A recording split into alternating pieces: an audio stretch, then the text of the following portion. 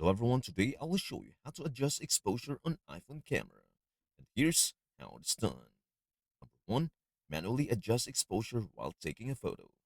Open the camera app, tap on the area of the screen where you want to focus.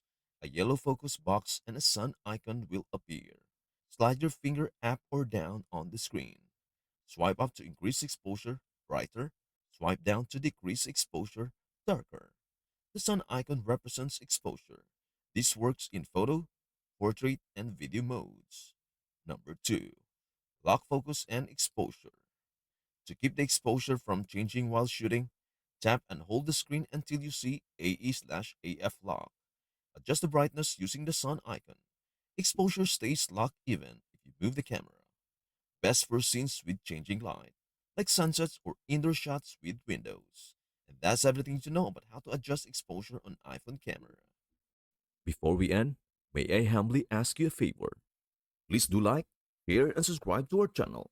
This means the world to us.